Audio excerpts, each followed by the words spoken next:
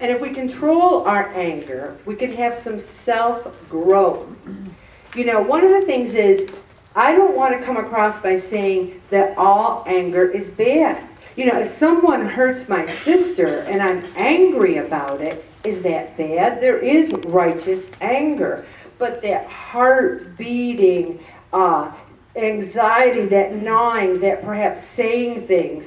And you know what's funny is, I was very professional when I was dealing with authority figures. But who did I hurt? Myself. I was like screaming and yelling at nobody. I was like, how dare that happen? How dare that? And I was like screaming and yelling, not at anybody, just out, because I was so angry. What about putting my hand out and asking Christ to take my hand and help me and lead me and guide me? Where was that, Ellen? Why didn't you channel that? And that's why we need to say, why are we angry? Why are we feeling this way? Now, I could blame others for my response, but my response, even though I had some good, righteous anger, was not healthy for me. It wasn't healthy for me. And we need to also be careful, because sometimes it triggers our own bad feelings about ourselves when someone's mean to us or disregards us, because we say, isn't that what I deserve?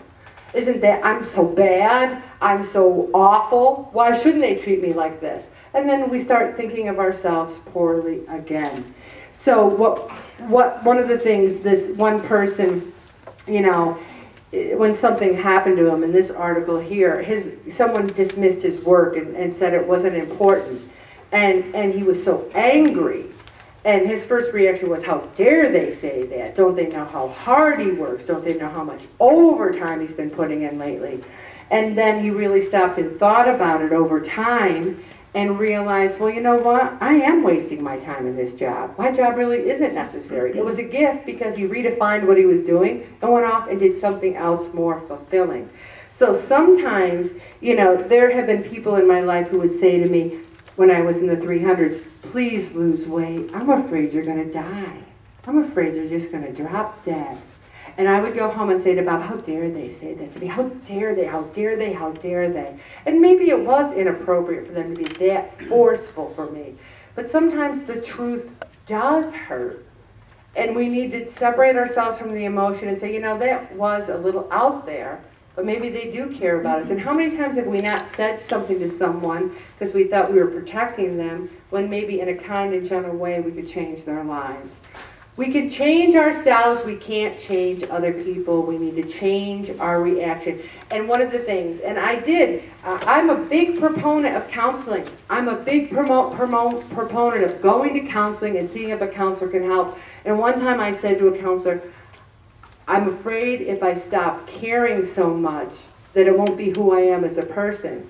And she very wisely said, Ellen, I think that if you stop caring about a couple of things, I think there's a gazillion things that you will still care about. It won't change or redefine you as a person.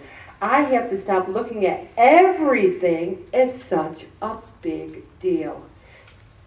This is one life. It's not a big deal. I can let it go. Calmly say something, calmly deal with it. And a sure sign you've figured out the true cause of your anger is the moment when you feel the anger suddenly subside. Let's say someone did something to you at a time when you were most vulnerable, and you're so angry, and you think about it, you think about it, you think about it, and it makes you so mad. But if you go one step further and you think, I think it makes me so mad because I would never do that to anybody. I would never be so thoughtless or selfish or unkind. What you're actually saying is that you're a good person. So revel in that and let them go, because it was them. And your anger just hurts you because they're living their life. Hoo, hoo, hoo. Are they going, hey, I think that person's still mad at me? They're living their lives. We need to let it go. If you deny your true feelings, episodes of anger are going to occur again and again until you deal with it. I think I said it last week. God tries to teach us a lesson. There's a small consequence. We don't learn it. He tries to teach it to us again. There's bigger consequences. There's bigger and bigger until he finally says, are you going to learn this lesson, or do I have to give you something that will stay with you the rest of your life? And I look at that like, wait, He kept trying to get me to learn my lesson, and I'm so grateful to God that I didn't have some big health issue until he tried to get going on it. Anger sometimes can be a gift to get in touch with the problem, just like a pain. God gives us pain so that we know, wait a minute, my leg really hurts. Oh, it's broken. What if there's people born without pain, and it's a terrible way to live because pain is what makes us know something's wrong. Anger can be a gift too, to let us get in touch with a problem, whether it's with ourselves, with other people, etc.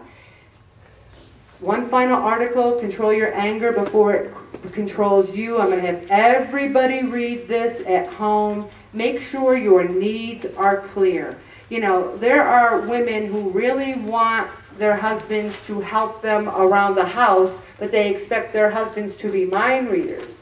You know, can we have a family meeting? Let's delineate all the tasks that need to be done.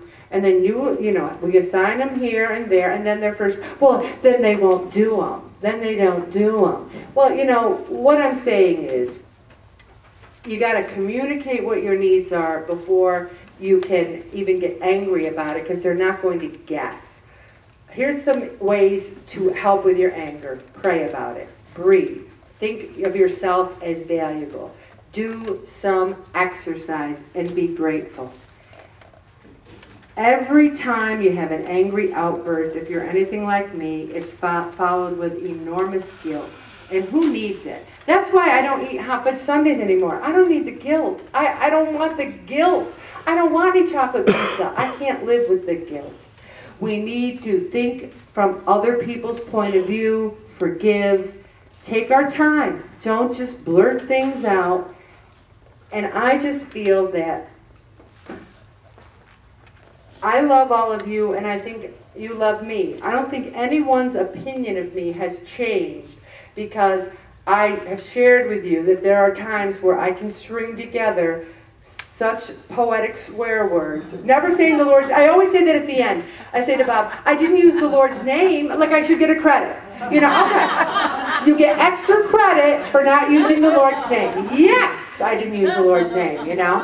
And so I can string them together like some sailor in a dockyard. I'm like, A sailor in a dockyard could probably take notes. I know, you can take notes. You're right, Mary Ellen. Yeah. And they're poetic. I don't just blurt. I mean, they come together in a beautiful way. And in the midst of my anger, there's combinations that people have never used before, you know. And then there's spittle coming out, and my head spinning around. So I can share that with you, and I think you'll still love me, because we all can look in the mirror and say, oh, 2003 when this happened, oh, Ellen, I am with you. I am with you, girlfriend. And I will love you just the same. But do me a favor. Work with me to help us all control that. To ask God to help us. Because I don't like Mr. Hyde. I like Dr. Jekyll. I want to help people. I want to care about people. I don't want to be that person. So we can work on changing together as we deal with the emotions and issues. And one of the things that's going to help us all is when we shout to the Lord for help. And I'm going to play the song right now, Bobby. You can stop.